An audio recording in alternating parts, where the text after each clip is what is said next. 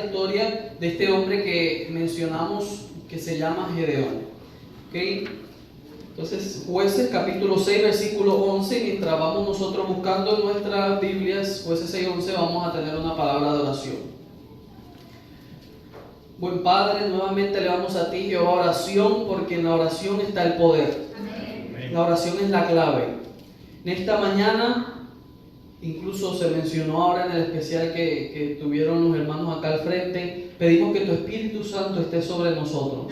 Tócanos así como tocaste a Gedeón, convéncenos así como convenciste a Gedeón, para que tus jóvenes, para que las personas en tu pueblo, para que todos en esta mañana podamos salir con el deseo de servirte y de hacer el plan que tú tienes para nosotros, el propósito que tienes en nuestra vida. Agradecemos todo porque nunca nos abandonas y siempre estás con tu pueblo, con cada persona cuando te lo pedimos. En el nombre de Jesús, amén. Amén. Muy bien, mis hermanos, entonces Jueces, el libro de Jueces, capítulo 6, versículo del 11 en adelante. Vamos a analizar un poco, a estudiar un poco la vida de Gedeón. Dice: y vino el ángel de Jehová y se sentó debajo de la encina que está en Ofra, la cual era de Joás Abieserita, y su hijo Gedeón estaba sacudiendo el trigo en el lagar para esconderlo de los madianitas. Ahora vamos un momentico, vamos a entrar en contexto. Dice que está sacudiendo el trigo dentro del lagar, dentro, digámoslo así, del establo, ¿no? Donde tenían a los animales. Y esto es bien interesante porque esto era una práctica no común en los tiempos bíblicos. Por lo general el trigo, como hoy en día, también se sacude en el mismo lugar en donde se cultiva, donde está el trigo. Es más, uno cuando viene de camino para acá, hay muchísimo cultivo de trigo y se hace ahí mismo en el campo. Sin embargo, Gedeón era un hombre que se caracterizaba porque tenía mucho miedo. Era una persona que él decía: no, para yo, los madianitas por lo general pasaban por las carreteras donde se cultivaban los trigos, eran los enemigos de Israel y hacían algún daño, robaban o mataban. Y Gedeón, pues con miedo, él decía: yo no voy a sacudir, no voy a separar el trigo de la cizaña acá en el campo, sino que voy a meterlo y lo voy a hacer dentro de algún lugar, en este caso del lagar, para que así no me vean haciéndolo. Era una persona que vivía con un miedo constante. Era un hombre que tenía muchísimas dudas sobre sí mismo, sobre su alrededor. Y vamos a ver el milagro que Dios va a hacer en la vida de Gedeón. Pero es importante entender eso, el contexto, ¿no? Los madianitas en ese momento persiguen a los israelitas, les roban, les hacen muchísimas maldades y Gedeón vive con este miedo. Dice en el versículo 12: y el ángel de Jehová se le apareció y le dijo: Jehová está ¿con quién? Contigo. Pero esto es lo interesante. Estamos hablando de que eso que hacía Gedeón era algo típico de un hombre que era cobarde, de un hombre que tenía miedo, de un hombre que temía lo que le pudiesen hacer los madianitas. Es más, para los hombres en ese tiempo era incluso una señal de su valentía, de su hombría, el que los madianitas se acercaran. No, ellos decían, sobre todo si era un hombre israelita, decía: que se atrevan a venir y a robarme mi trigo para que vean cómo yo le voy a responder. Pero Gedeón no era así. Gedeón era un hombre reprimido, era un hombre introvertido, era un hombre que tenía muchísimas inseguridades. Y cuando el ángel de Jehová, que no es nada más y nada menos que Jesús mismo, se le acerca, no lo identifica como un varón cobarde, no lo identifica como un varón con miedo, sino que dice: Jehová está contigo, varón que esforzado y valiente. Y ese es, digámoslo así, el primer punto, la primera enseñanza que nosotros podemos extraer de esta historia de Gedeón. Y es que para Dios, cada uno de nosotros, y bueno, aprovechando de que es un sábado joven, sobre todo para nosotros los jóvenes, tiene un propósito y tiene una identidad que muchas veces nosotros mismos negamos. Presta atención a eso. Dios, para cada uno de nosotros, tiene un propósito y tiene una identidad que muchas veces nosotros negamos. Gedeón no se consideraba un hombre forzado, Gedeón no se consideraba un hombre valiente, y aún así Jesús mismo le está diciendo: tú eres un hombre forzado y eres un hombre valiente. Y es por eso que, sobre todo nosotros como jóvenes, cuando estamos lejos de Dios, no podemos ver realmente la capacidad, el talento, el propósito que tiene nuestra vida. ¿Por qué? Porque el Creador, el que me conoce realmente, si yo estoy lejos de Él, pues no puedo conocer quién soy yo realmente. El estar lejos de Dios equivale a estar lejos de mi propia identidad, porque fuimos creados a la imagen y semejanza de Dios. Es decir, que aquel que me creó, aquel quien me formó, sabe realmente quién soy yo, cuando muchas veces yo mismo no sé quién soy yo. Cuando Gedeón no se identificaba como un hombre esforzado, como un hombre valiente, Dios le dijo: estoy contigo, varón esforzado y valiente. Si nosotros continuamos en el 13, fíjese que Gedeón no le dice: Señor, pero tú ¿por qué me dices a mí que yo soy un varón esforzado? No, si no, mire la respuesta. Señor mío, en el 13, si Jehová realmente está con nosotros, ¿por qué nos ha sobrevenido todo esto? ¿Dónde están tus maravillas que nuestros padres nos han contado diciendo: ¿no nos sacó Jehová de Egipto? Y ahora Jehová nos ha desamparado y nos ha entregado en manos de los madianitas.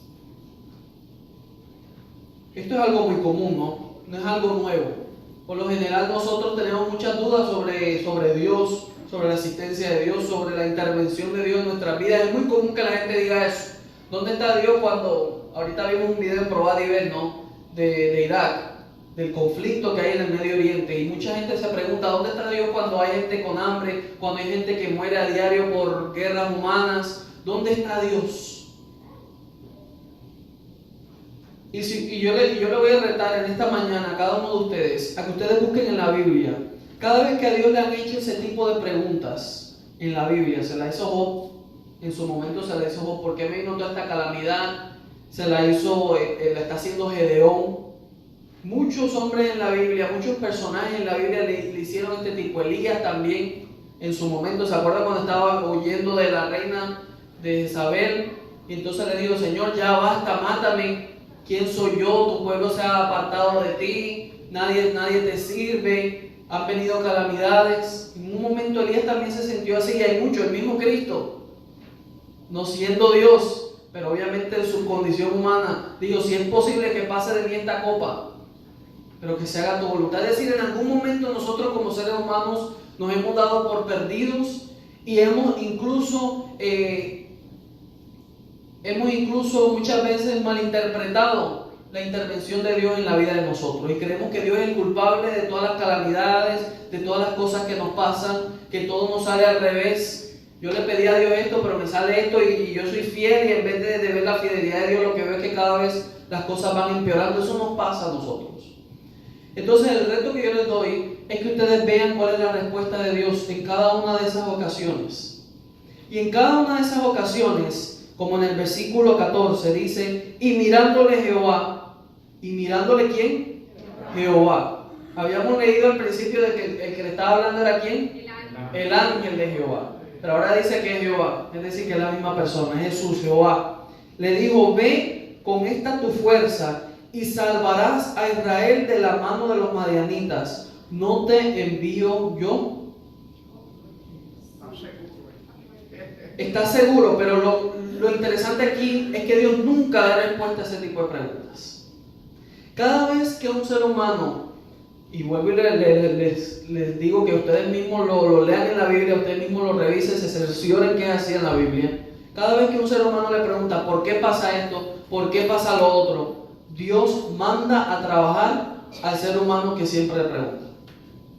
Y en este caso Gedeón está diciendo: ¿por qué ha pasado esto? ¿Dónde está ese Dios, ese gran Jehová que hizo maravillas, que sacó al pueblo de Egipto, de lo que nos ha contado nuestros padres? Y Dios, en vez de ponerse a discutir con Gedeón, lo que le dice: ven con esta fuerza, porque yo le he dado la victoria a Israel sobre los madianitas.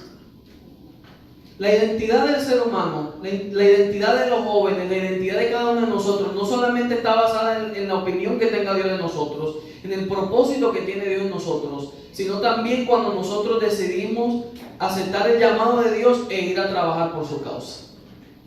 Cuando usted está perdiendo el tiempo, cuando usted está ocioso, cuando usted está con miedo y no se acerca a Dios, por eso es que comienza a dudar de la fidelidad de Dios. Pero cuando usted está trabajando, entonces puede realmente ver la fidelidad de Dios en medio de la calamidad. Le pasó a Elías. Señor, ahora me está persiguiendo esta reina, ya mejor mátame, yo no soy digno. Dios no le respondió nada. Dios le dijo, ve a Damasco, que tienes que unir a 3 personas. En otras palabras, le dijo, ve y trabaja, porque esa falta, esa duda que tú tienes, esa flaqueza en tu fe, no tiene que ver con que yo te responda preguntas, sino con que tú estés haciendo el propósito que yo tengo para tu vida. Cuando nosotros hacemos lo que Dios nos ha diseñado para hacer, entonces nosotros aprendemos a ver la fidelidad de Dios en nuestra vida. Nos dejamos de hacer preguntas que son irrelevantes. ¿Por qué pregunto irrelevantes? Porque en su momento Dios lo va a revelar. ¿Por qué ocurren tantas cosas? ¿Por qué ocurren tantas injusticias en el mundo? Dios lo va a revelar en su momento. Pero la fidelidad de Dios no está condicionada por el mal actuar del ser humano. Y Dios le está enseñando a Gedeón, yo no me voy a poner a explicarte por qué ustedes están bajo el yugo de los madianitas. Yo soy un Dios de acción y lo que te voy a usar es a ti para que liberes al pueblo, a quien yo le hice maravillas desde que lo saqué de Egipto. En pocas palabras, Dios es un Dios que no se preocupa tanto por el problema, sino por la solución. Y le está diciendo a Gedeón, tú estás preocupado porque están bajo el yugo de los madianitas. Y yo no estoy preocupado en explicarte por qué están bajo ese yugo, sino que yo quiero usarte a ti para que liberes al pueblo. En vez de estar preguntándote por qué hay tantos problemas en el mundo, por qué hay tanto sufrimiento en el mundo, Dios quiere usarte a ti joven, quiere usarte a ti adulto, para que seas capaz de hacer la transformación que necesita este mundo. Y eso es lo que muchas veces nosotros no entendemos. Nos comenzamos a cuestionar y a filosofar sobre por qué ocurren las cosas en este mundo, cuando Dios lo que quiere es usarme para que acabe pronto el sufrimiento de este mundo. Pero estamos tan ocupados pensando y haciéndonos sabios, y mire cómo lo pongo entre comillas, ¿no? Porque no, pero ¿por qué pasa esto? ¿Por qué pasa lo otro? Y no nos damos cuenta de que Dios nos quiere en acción. Y eso es lo que le dice a Gedeón. Yo no me voy a poner, en pocas palabras le digo, no te voy a poner a explicar por qué están bajo el yugo de Madián. Yo lo que quiero es liberar al pueblo. Es un Dios de acción. Y fíjense que en el 14 dice, y lo miró Jehová, fue algo personal. Y mirándole Jehová, que de por sí sabemos que ningún ser humano puede ver a Dios. Y aún así Dios le permitió a Gedeón verlo directamente. Dice en el 15, en el versículo 15, otra vez Gedeón comienza a dudar de la identidad que Dios tiene para él. Y dice, Señor mío, ¿con qué salvaré yo a Israel? He aquí que mi familia es pobre en Manasés, y yo el menor en la casa de mi padre. Y Jehová le dijo, ciertamente yo estaré contigo, y tú vas a derrotar a los madianitas como si fuera un solo hombre. Hermanos, ya para resumir un poco, porque la historia es larga, los madianitas tenían un ejército de 135,000 personas. Cuando Dios le manda la misión a él de ir a atacar a los madianitas, Gedeón tenía tan solo 32,000 personas. Es decir, de que ya estaba en desventaja por un tamaño más o menos de 4 por 1, un radio 4 por 1. Ellos tenían 135,000, él tenía 32,000 para ir a atacarlos. Pero Gedeón todavía no estaba seguro y le dicen, bueno Señor, mira, vamos a hacer algo. Antes de yo ir a pelear, todavía no estaba convencida del propósito, todavía no estaba convencida de la identidad que Dios le estaba dando. Y le digo, antes de yo irme a pelear, yo quiero que tú hagas algo. Yo voy a coger un algodón, un vellón de lana, y yo lo voy a poner en la tierra. Y con el rocío de la mañana, yo quiero que se moje solamente o que se absorba el agua nada más en el vellón, en el algodón, y que toda la tierra quede seca. Bueno, resulta y pasa, él deja su algodón, al día siguiente llega y efectivamente dice la Biblia de que él exprime ese vellón, ese algodón, y se llena un balde de agua completo. Con un vellón era un puñado, exacto, un puñado de algodón pequeño. Dice que cuando él exprimió salió un balde de agua llenito del rocío que había caído esa mañana. Y Gedeón todavía no se convencía y decía, Señor, pero ven acá, eso es fácil. O sea, tiene sentido de que la tierra se seque y que el algodón quede todavía mojado. Ahora vamos a hacer lo contrario, le dijo él. Ahora que se moje la tierra y que lo único que quede seco sea ¿qué? El algodón. Entonces Dios, bueno, dale otra vez y vuelve a acceder, y al día siguiente la tierra toda mojada del rocío de la mañana, y cuando él coge el algodón, el vellón de lana, no salía absolutamente una sola gota de agua. Gedeón va a la guerra no tanto con la seguridad de que Dios puede hacer el milagro por él, sino que ya como vencido, como que dice, bueno, ya Dios ha respondido todo lo que yo he dicho, así que vamos a pelear. 32,000 hombres. Pero resulta y pasa en el capítulo 7, versículo 1, resulta y pasa en el versículo 7 que Dios todavía no estaba conforme. Dios quería enseñarle una lección de confianza a Gedeón, y dice en el 7:1, capítulo 7, versículo 1, levantándose pues de mañana Jerobaal, que era otro nombre para Gedeón, todo el pueblo que estaba con él acamparon junto a la fuente de Arod, y tenía el campamento de los madianitas al norte, más allá del collado de Moré en el valle.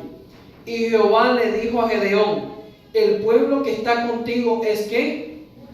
Mucho, para que yo entregue a los madianitas en su mano, no sea que se alabe Israel contra mí diciendo, mi mano me ha salvado. Ahora pues, haz pregonar en oídos del pueblo diciendo, quien teme y se estremezca, madrugue y devuélvase desde el monte de Galaad. Y se devolvieron de los del pueblo 22,000 y quedaron 10,000. O sea, aparte de que Gedeón no se identificaba como un hombre valiente y un hombre esforzado, y que de por sí ya tenía en números, era muchísimo menos que el ejército de Madián, que recuerden, les digo, casi más de 130,000 soldados. Ahora Dios le está diciendo, mucha gente, de esos 32,000 que tú tienes, mucha gente. Pero vuelvo y repito, el punto no era que si había mucha gente o no había mucha gente, sino era enseñar a Gedeón y a Israel de que Jehová es Dios de los ejércitos. De que cuando nosotros ponemos nuestra vida en Jehová, por muy difícil que parezca la situación, Él va a obrar y Él va a ser conforme a la petición de su pueblo. Y Dios, para enseñar a Gedeón, le dice, mira, muchísima gente, dile a los que tengan miedo, a los que no quieran dejar a la mujer, a los que no quieran dejar a los hijos, a los que estén estremecidos por la guerra, que se devuelvan mañana temprano. Y efectivamente, de esos 32,000, 22,000 se devolvieron, quedaron 10. Así como a Gedeón le exigió a Dios, ahora Dios le está también exigiendo a Gedeón y le dice, todavía estos 10,000 son muchos. Yo me imagino la cara de Gedeón, un hombre perfeccionista, un hombre con miedo, pero ¿cómo que son muchos si estamos hablando de un ejército de 135,000 personas? Dios le dijo, son muchos. Así que otra prueba, le dice Dios. Así como tú me has puesto a prueba, probad y ver, ¿no? Probarme a ver si yo realmente no voy a bendecir, no voy a sobreabundar. Dios le dijo, hay mucha gente todavía. Ahora lo que vas a hacer es, van a llegar a un lugar para tomar agua, un río. Y aquellos quienes cuando vayan a tomar agua se mantengan alertas. Eso yo quiero que tú los apartes. Eso que sí entierren la cabeza y comiencen a tomar agua, a eso yo quiero que los mandes a la casa. Gedeón me imagino asustado, pero ¿cómo es posible que Dios me esté pidiendo esto? Pero bueno, Gedeón dijo, seguramente estos son hombres valientes y esforzados. Y resulta que de esos 10,000, solamente quedaron 300. Los demás, me imagino, cansados, ¿no? Eso enterraron la cabeza ahí y la dejaron metida en el agua. Mientras que 300, ¿cómo? Se bautizaron ahí con ese agua del río. Mientras que los otros 300 se mantuvieron alertas y dijo, con estos 300 es que vamos a obtener la victoria. Y me imagino todavía Gedeón, pero Señor, o sea, tú te estás dando cuenta de verdad, de 130,000 personas, ahora somos 300 nada más los que vamos a atacar a ese pueblo tan grande. Yo le digo, con eso vas. Y resulta que cuando llegaron, vamos a leerlo aquí en la palabra de Dios, en el versículo 9 de Jueces 7. Jueces capítulo 7, versículo 9. Aconteció que aquella noche Jehová le dijo, levántate y desciende al campamento, porque yo lo he entregado en tus manos. Pero fíjense lo que Dios le dice, pero si todavía tienes temor de descender, baja tú con fura tu criado al campamento y oirás lo que habla. Y entonces tus manos se esforzarán y descenderás al campamento. Mi hermano, Dios conocía a Gedeón, y a pesar de que ya le había dicho que era un hombre esforzado y valiente, a pesar de que había cumplido las exigencias de Gedeón con el vellón de lana, Dios todavía sabía de que Gedeón no confiaba plenamente en que Dios le iba a dar la victoria. Así que Dios le dijo, como todavía tú no estás convencido, yo quiero que vayas tú con tu siervo allá al campamento. En apariencia los madianitas eran parecidos a los judíos, así que los madianitas no podían distinguir entre si él era también de ellos o no. Así que él baja al campamento, y dice la Biblia que cuando él baja al campamento escucha a los madianitas decir, uno en específico, dije, tuvo un sueño, y en ese sueño veía la espada de un hombre llamado Gedeón, junto con 300 hombres que ganaban la victoria sobre el pueblo de Madián. Y dijo él, eso, como dice aquí como lo acabamos de leer en el versículo 11, eso te va a llenar, dice, y entonces tus manos se esforzarán y descenderás al campamento. Mis hermanos, yo digo, si hay alguien que tenga paciencia con el ser humano, se llama Jehová, se llama Dios, se llama Jesús. Porque nosotros, a pesar de que continuamente vemos en nuestra vida la fidelidad de Dios, aún así cada vez dudamos más y más y más. Porque la visión, la vista del ser humano está limitada.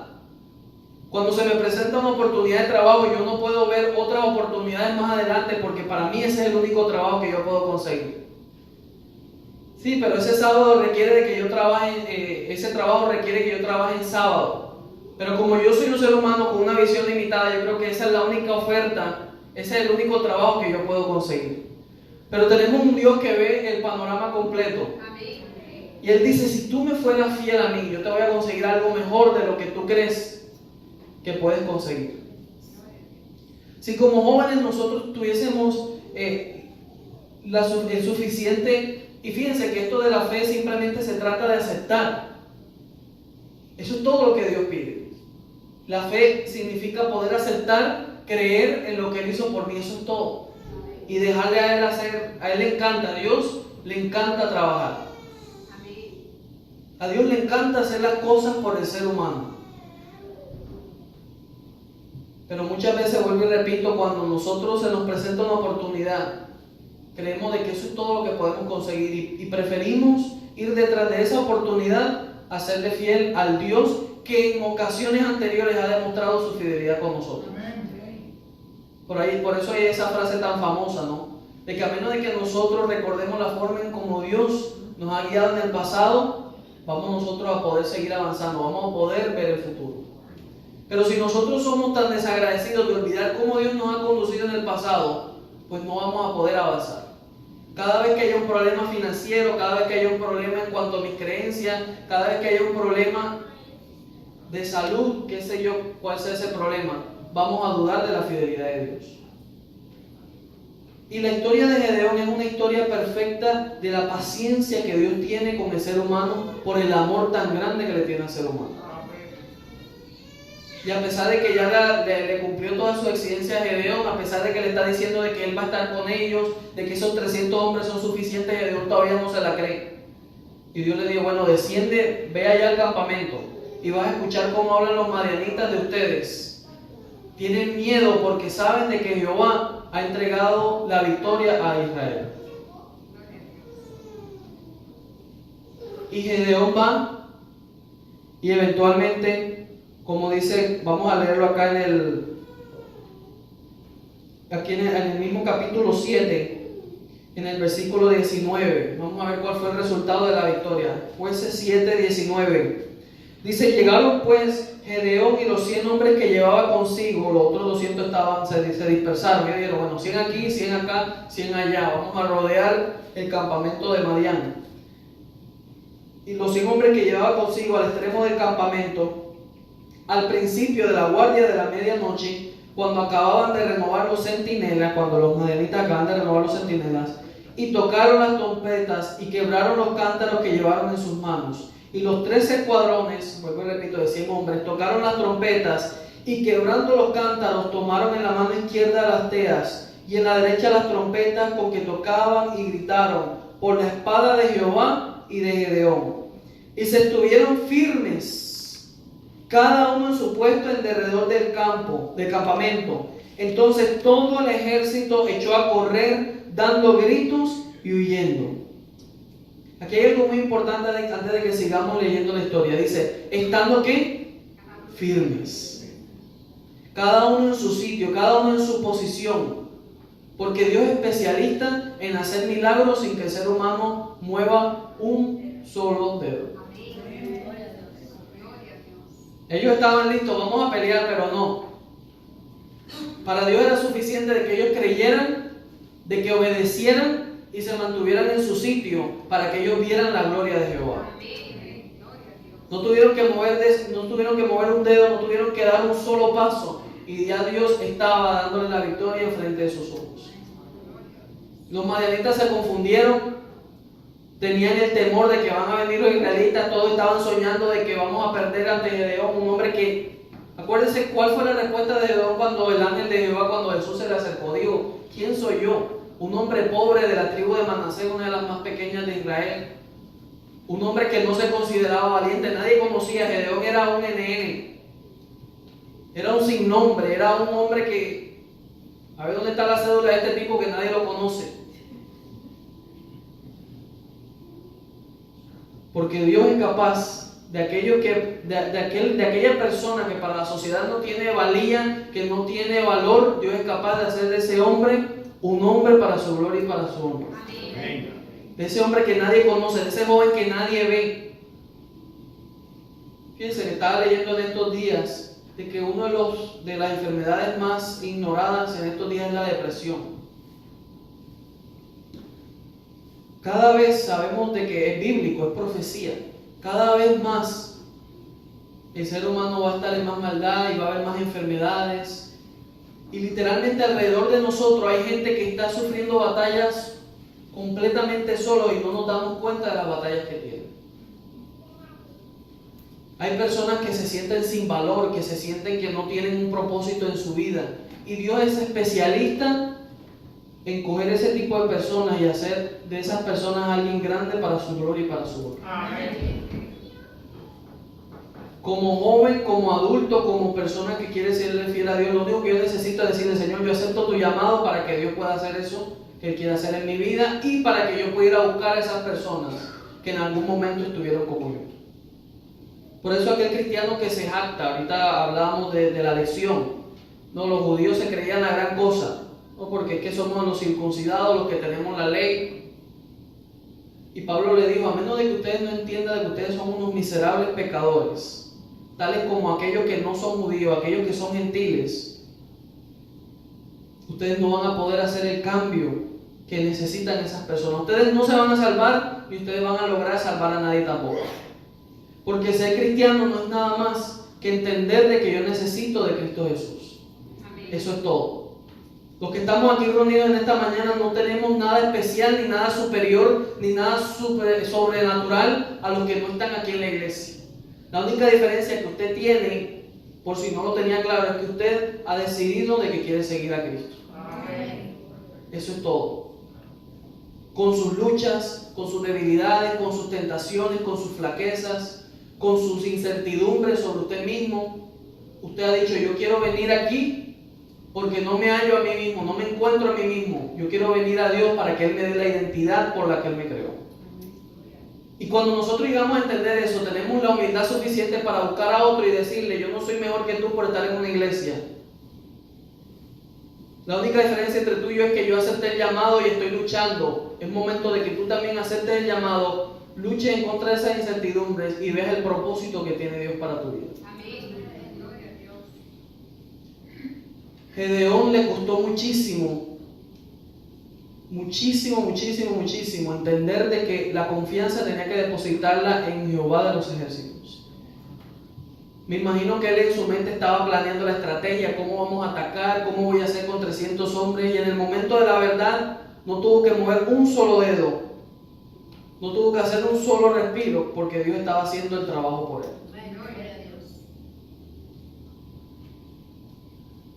El 21 dice, estuvieron firmes cada uno en su puesto en derredor del campamento. Entonces todo el ejército echó a correr dando gritos y huyendo. Y los 300 tocaban las trompetas Y Jehová puso la espada de cada uno contra su compañero en todo el campamento.